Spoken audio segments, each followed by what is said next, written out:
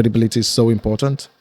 The reputation of a brand is so important. The name of a business is so important. It is what attracts new hires, and it's what attract partners and clients and all of that.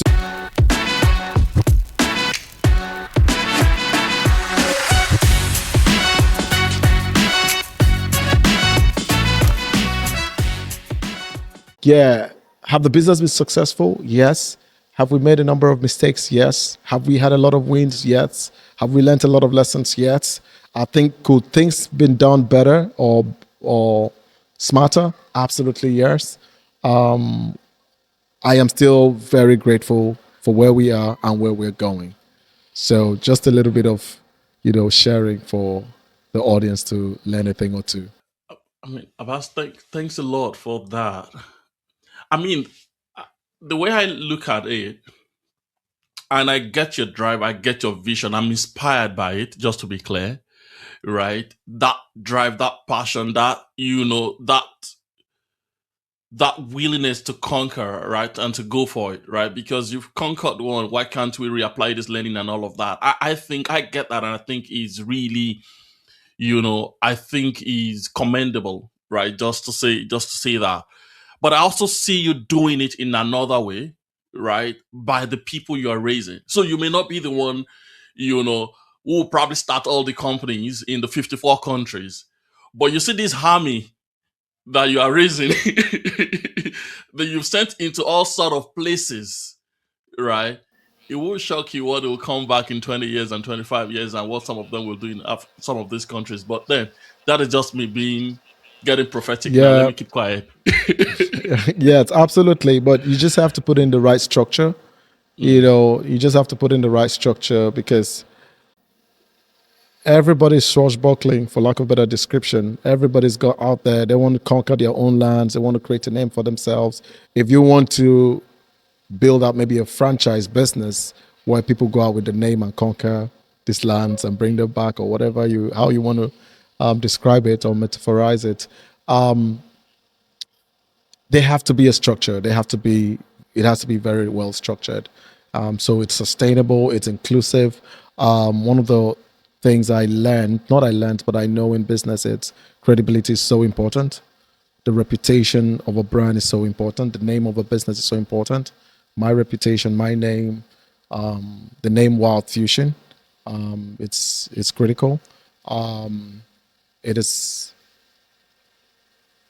it is what attracts new hires, and it's what attract partners and clients and all of that. So it's so important to structure a quest like that in such a way that the integrity of the brand it's maintained, the integrity of the founder it's preserved over time. Yeah, Okay, so speaking of that, why Wild Fusion? the name. Why that name? Yeah, Wild Listen, like I Fusion. Why? Where did that come from? listen, it just came from a 20 something year old who was thinking of conquering the whole of Africa. And when I think about it now, decades later, should it have been a Mm, different name? mm, I'm glad it's Wild Fusion, but I probably mm. would have, you know, toned it down a little bit. But the name Yeah. is opening So doors, right? Isn't it? So no. Yeah, you have to. It's a name. It's what you a name. It's what you define and brand it to be. So I'm happy with it. I'm not regretting the name in any way. But when you ask why Wild Fusion, it is what came out of an unorthodox adventurous heart, a wild heart, if you may, at that time. And that's where it came from: a wild mind, an adventurous mind, a conqueror's mind, a swashbuckling mind. Someone that is looking out to, from a business standpoint, take over the world, if you may. thank you for sharing that and for being very transparent about it. For being very transparent about it. You're welcome. Now, if I pivot the conversation a little bit, if you don't mind, Right. and I know you are into services, so you're not like into manufacturing and all of that, but I'm wondering if you had the issues around financial constraints, like an average small startup or a startup kind of go through, right? Funding, managing staff, managing whatever you manage, right? I don't know if you experienced that, right? Being a service kind of offering, or and if you did, how did you kind of mitigate Navigated. mitigate it? By the way, Yeah, for those first absolutely. 8 months, were you paying yourself salaries, Oh or you're no. just Oh no. You were living on the you were take no thought. Take no for thought. yourself? Consider the birds of the air. Wow. So Wow. yes, that's what happened in the 8 month. Circling back to your question, just to spotlight to double click on it. Yeah. So the service business has less capital Requirement. cost requirement. So it's basically what's in your head, man hours for you to be able to create and deliver value. So that's how I started. I started with the service business so I can create some upside, create some value. And from that value, I can then expand into other markets, build infrastructure, fintech infrastructure companies, which are more capital intensive. My advice for your listeners or anybody listening who may be considering starting a business and may not have the capital, especially a tech company, building products can be very capital intensive. And that's why startups go out to raise capital, angel funding, Series A, pre-Series A, and all of that. I have seen a number of people start with a side service business by the side, and the service business build out, from there they use that to invest what they're looking to, they use that to build the product they want to build. I've also seen people, yeah, I've also seen people create a light version prototype of what they're trying to build. It's not very expensive, but at the back end, they're levers and human beings. It's not fully automated, so that's why it's not expensive. So at the back in the back at the back end, you still have people running up and down trying to make it work, but at the front end, it looks like a product. So that's one way or path people could take. As much as possible, I would always advise use a light prototype, or perhaps use a start with a service business to prove the concept, making sure that it's monetizable and make some money from using this part or these ideas before you go ahead to raise capital, to raise debt, or to invest significant amounts of money. So I give you a classic example. A lot of the global companies you see today, if you go back to their history, a lot of them, imagine a delivery company, you call, you want XYZ, or you call, some of them started with phone calls. They didn't build an app. So you call, I need a taxi, and they go back, call another taxi guy. Hey, there's someone, she's wearing red, she's standing at XYZ, So drive down please. there, go there. Hello, ma'am. He's on his way coming to meet you. The number plate is XPC. Thank you. The bill is. So by doing that, you see that the ride hailing model works. Yeah. And when you're speaking to a potential investor, you're like, this is what we've done for 8 months. This is how much we've made. If we can This automate works. this, revenue would grow 10x, profit will grow 5x, the cost of operation will reduce, by 40%, and all of that. So, and I've also seen some people, without doing any of that, go raise a lot of money to build product from bottom up. It can be And does quite, that work?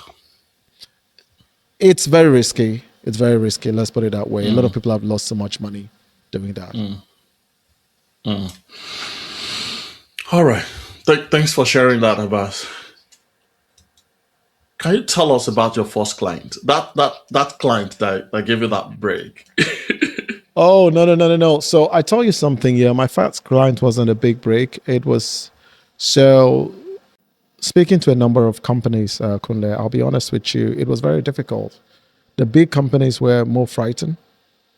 to take on something that was unknown, which is understandable. A lot of approval is required with bigger companies, and there will always be someone that is scared, one person that is scared that would say, let's hold on a bit. This is uncharted territory. So from moving to tier one, I stopped talking to tier one. Started talking to tier two. Tier two, then started talking to tier three, to tier four, to tier five. And finally, my big client was, let me say, tier five. So she ran a small baby store, sells baby items. And I just came to her and I said, this will work. This will work. If it doesn't work, and I told her something, I said, if this doesn't work, I will return your money back. And she was like, nobody has ever spoken to me like that. And I said, I'm telling you, if this doesn't work, I'm a man of my word, I'll return your money back. Meanwhile, I didn't have a dime. I will return your money back. Were you so sure it will work, or you were just like... I was so certain. All I needed was just someone, just give me a chance. I've been on this for 8 months. If someone can just believe and give me a chance, I would give this my life for it to work. So, I mean, I had so much grit and in brackets, hunger. So, I get that. So, yeah, and she did. And she gave $250. Wow. And she was making about $1,000. Was this business in Nigeria or where? Yeah, business in Nigeria. Yeah. She was making about $1,000 a month. That's about 150,000 naira then. Back then, yeah. Back then, yeah. 150,000 naira then. And I took the money. And honestly, Kunle, every day I was resuming at her place, at her shop. Wow. Because I didn't have an office. But I would give this my all day and night. Her sales grew from $1,000. I'm not kidding you, Kunle. It's actually documented to $150,000 a month. Wow. In like 3 months. Wow. Google heard about this. They came to her office with cameras, with all their everything, lights and cameras and everything. The vice president of Google then, his name was Nelson Matters. He came, interviewed this woman herself. Wow. And that was when Google was just launching in Nigeria, 2010 or so, yeah. And they needed a lot of case study to prove that their product, works. So this was so incredible. That particular case study made into global top 10 case study, digital marketing case study in the world. This woman was flown to Google's headquarters, first class, to Google headquarters in Silicon Valley. And she was like, Abbas, I'm a village woman. I've never traveled out of the country. They flew this woman and she went to give this case. She went to share this case study at Google's headquarters. They flew in 10 SMEs around the world. This woman was one of the 10, the first out of Nigeria. They didn't fly me. But Google did something really do to you? The business. Oh my God, a strong sense of conviction that, when you're popping your cola and you're like, you clear your throat and you're about to give a speech. The title of the speech was "I told you so," but I don't want to say "I told you so." Yeah, I know that feeling. It wasn't so much about the money because there was no money. Like the budget, I literally spent everything she gave on it. So it's just that strong sense of relief that this works. Someone at least believed in me and it worked. But yeah, Google was so supportive. I became the first Google partner in West Africa because of that case study. Google assigned an account manager to me. So every time they asked, how can we support? And what were your challenges? And I mentioned it to them. They assigned an account manager. So my meetings, Google was coming with me to meetings now. So I started moving from tier 5 back to tier 4 to tier 3 back to tier 1. Yeah. And I also got on CNN at that time and to talk about it. So all of that was so motivating and so inspiring. And that was how it all started. So That's it about the very first client. So how long did it take you to kind of the impact and the difference you made on that business, right? From the time she signed off to the time that the business multiplied multiple folds. Like how long did that take? And in between that period, Maybe did you about get three other four months, clients? because because I think the market was looking for validation. They wanted validation. And you know the whole thing about the Hertz effect, one person moves forward and the person didn't think, everybody wants. To move forward, So I had that validation. I had that case study. I had that story to tell that this works. So I was more believable. I was more credible. The Google partnership brought a lot of credibility to the table. And an assigned account manager was also very supportive too. So those are the little things that actually broke down the walls of disbelief or unbelief in the use case and all of that. So again, going back, you don't want to be too early, you don't want to be too late. You want to just get in on time, just maybe perhaps slightly earlier than it should be. So that way you experience a blue ocean, build your business and expand. Hmm. So normally when I have these conversations with entrepreneurs, about we talk about the startup story, we talk about you know the time they got the break, right? Maybe the big break, maybe the break, maybe the first client, and then we talk about inflection points, right? And I'm like, okay, so if you look at the time for most businesses, it's like they'll say like 5 years into business, that's when like they can say this is like the inflection point for us, right? We be stable, right? We're getting into that cruising altitude, and then something happened that just changed the trajectory. We just moved to another level entirely. For you, I don't know where to place that, right? I don't know if you get it as a question, but when would you say, or what would you say were the triggers, right? So when would you say it was inflection point that basically just changed the game totally, and what would you say the triggers are? For me, it looks like this story, but that would be me jumping the gun, right? Because I wasn't I wasn't part of the story, right? You are, it's just story. You experienced it, so you probably know you know better, definitely. Right, absolutely, absolutely. So the inflection point for me was about year 5, year 6, if I'm not mistaken, if memory Okay. serves me correctly. I realized the business wasn't very scalable because it's a service business, and service business is around depending on humans and yourself to create value. It's not as scalable as product. There is a key man risk. If a bus is not available, nothing gets done. We all have to. And I wanted so badly to scale. I wanted to move it from one country to another country to different countries. And I was already running out of breath by trying to get to the second country or the third country. And lots of balls in the air, lots of risk. And I'm like, hold on a second. This is fine and good. I like where I am, but is this where I really want to be?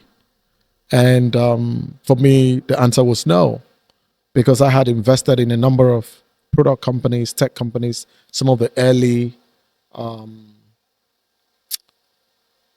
fintech companies at that time. I had invested in them and I had seen this guy scale aggressively because product helps you scale, you know. So in my head, I'm like, I can scale as fast as these guys because I'm in service.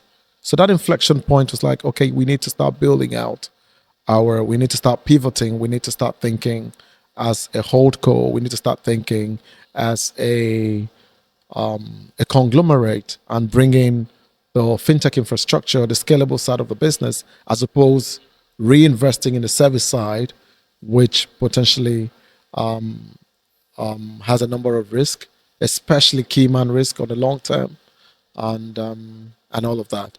So I would say 2015, 2016 would be the inflection point.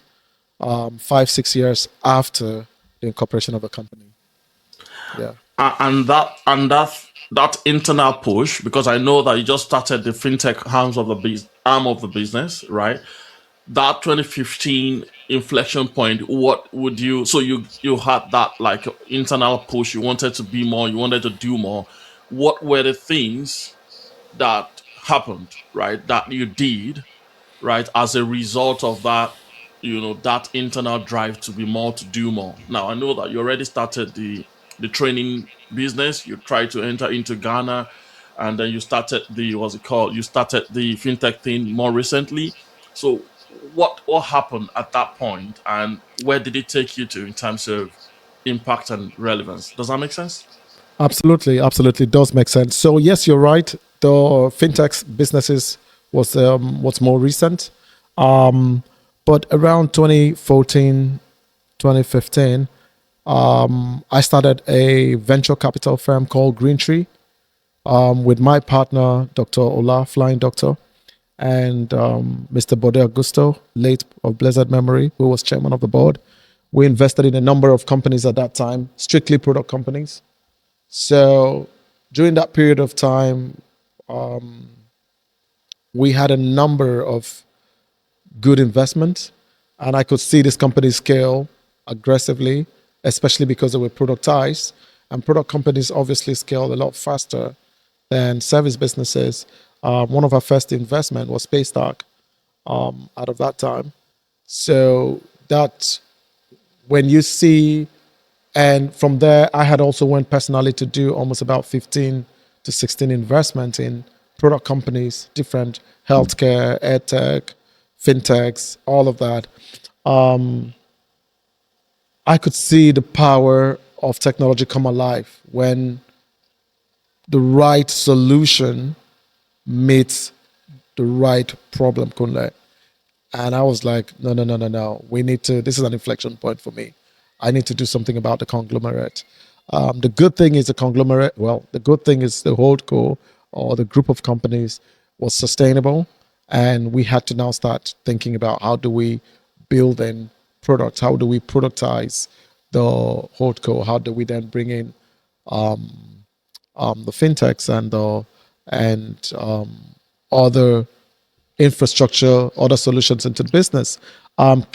My first thought was, you know what? I could keep investing in all of these guys. This could be like another part of the business, but it didn't really turn out that way because I didn't want to be a private equity fund. I didn't want to own one. I didn't want to be a venture. It's very rigorous. It requires a lot of liquidity, and it requires a lot of scrutiny and regulatory permits and all of that. So for me, I said, okay, you know what? I think we should start thinking product. And we started thinking product with the board, smart, great people on the board and leadership of the company. We started productizing and building out new products for the market. And then at the same time too, we also saw that there was the only way out we could productize, and not only productize, we should also have our own independent subsidiaries within the Within the whole group. goal. Yeah. Hey, thanks a lot for taking the time to watch the podcast. We are super thankful for you taking that time and investing the time to learn.